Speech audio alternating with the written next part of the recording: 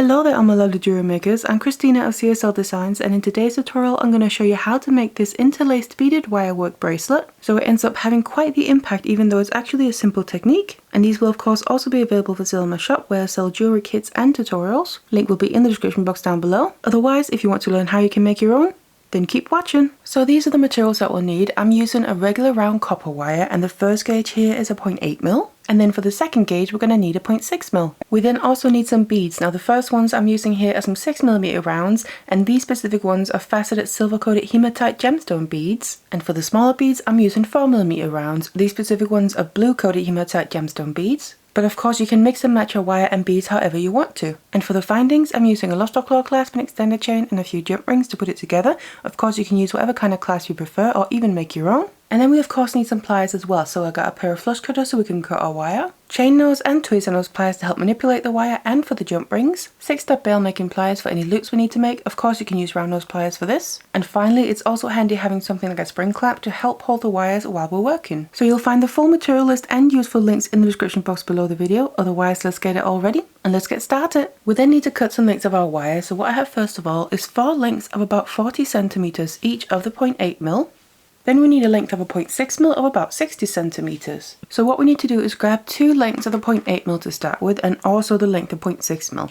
Now I'm just making sure the ends are even on the 0.8mm there. And then I'm going to take the 0.6mm, place it behind the 2 lengths of 0.8mm, just towards the end. And then I'm leaving a tail of about 5 centimeters or so of the 0.8mm. Then I'm just going to wrap this end of the 0.6mm around the 2 0.8mm base wires. So you just want to wrap it around a couple of times. You can always use your pliers to help push the wraps close together. And then I'm going to grab the other 2 lengths of 0.8mm. I'm going to place one on either side here. And this is the point where it can be handy using the spring clamp. So you just get that and then put the ends inside of that. And just again, make sure you have those about 5 centimeter tails left, because we need them at the end to make our loops with for the clasp. So we now have our wires in position. We got the 1 length on either side that I just added, and then the 2 in the middle that have been wrapped with the 0.6mm. So from here we're going to go straight into the pattern. I'm just going to bring the 0.6mm here around to the front, and then the 2 base wires that we wrapped the 0.6mm around, I'm just going to separate them out by pushing my finger down in between them. So basically opening them up. You can also just bring the others a bit further out to the side and just push up against the wraps there, because we basically want to open up the space where we're then going to be able to add in our bead. I'm going to then just grab my tweezer nose pliers, and right where the 0.6mm wire here is wrapping over the top of the wires, the very final wrap there, I'm going to grab onto that and then bend it upwards. And this is the wire that we're going to add our bead onto. So from here, grab one of the 6mm beads, and then I'm just going to get to the end of the 0.6mm wire, add your bead onto it. Let it drop all the way down, so you can see it's going to just slot in nicely between those 2 wires that we opened up. Then we need to bring in the other 2 wires, so you could say the loose one on either side here, back into the middle. So I'm just going to take one at a time. So make sure the bead is pushed all the way down, and then you want to bring the wire around the bead and basically coming over to the opposite side, and the same with the other one. Bring it around the other side of the bead. So these 2 wires are now crossing over on that other side of the bead. And I just have the 0.6mm coming out underneath them. And from here, I'm again going to grab my tweezer nose pliers. I first of all just want to grab the front wire of the 0.8mm here that are crossing over. And right at the point where they're crossing over basically, I want to then grab the wire and again bend it straight up and away from the bead. So something like that. And then we need the same thing to be done with the other one. So grab onto that length and bend that straight upwards. So we end up with these 2 wires coming in to sit right next to each other and basically hugging the other side of the bead. And then we have the 0.6mm coming underneath. And what I'm going to do is from the previous wrap there, it's coming from below and then going over. So here I'm going to come behind and bring it from the top and down over these 2 wires. And then we just want to wrap this around a couple of times. I like to do about 3, and I also like to stay consistent and do the same amount of wraps throughout the whole piece. So wrapping them together, and again make sure your wraps are nice and tight. And as I've done my 3 wraps, I'm just going to bring it over the top to be in position to add the next bead. Now as I said previously, you can always use your pliers to help flatten things out and tighten things in place. But then from here we're going to now add the next 6mm bead in. So to do that, first of all I need to separate out these 2 wires in the middle. So just split them apart, right up against the wraps, just like we did previously. And then I'm just going to grab the 0.6mm and bend that straight upwards again. So that is now in position to take the next 6mm bead.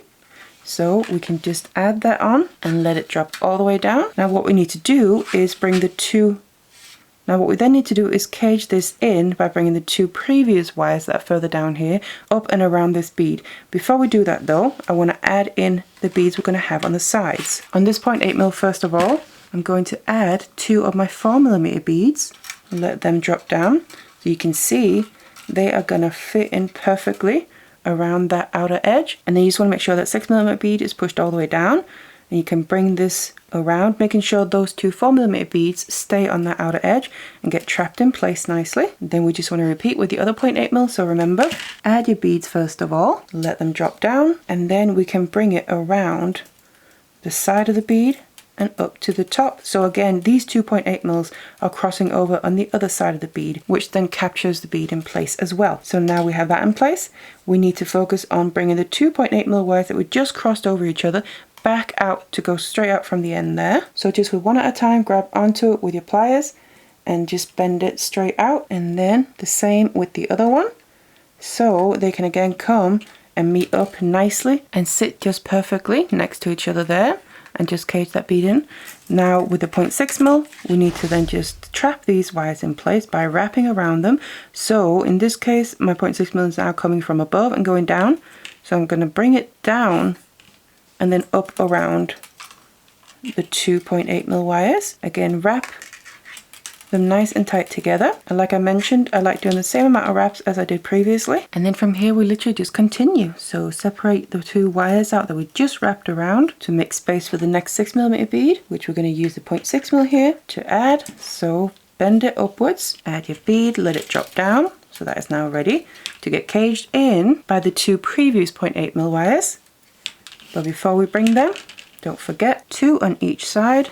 Let them drop down and then start to bring that around and on the other side of that bead so it cages that in place. And of course, repeat with the other one as well. Let them drop down and then bring this length on the other side of the bead, caging that in place. These 2 0.8mm back straight out from the end here. So grab onto one at a time, bend it outwards, repeat with the other one. So we can get these 2 wires sitting nicely next to each other, and use the 0.6mm here to then wrap around these 2 and secure them in place.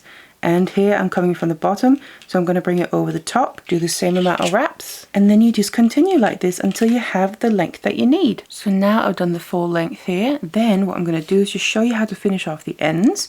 So first of all, I'm going to cut off the excess of the 0.6mm, so I'm just flipping it to the back, and then after that very final wrap, I'm going to cut off the excess and just remove that, and then just take your tweezer nose or chain nose and just make sure to flatten that down nicely, so when we put a finger over it we can't feel the end of the wire. Then we want to get rid of these 2 0.8mm lengths. So I'm basically going to just continue as if I was doing the same technique, but I'm not adding in any more beads or anything. I'm just going to bring one wire here over the top of the other 2 lengths and into the middle, and just obviously bring it further down.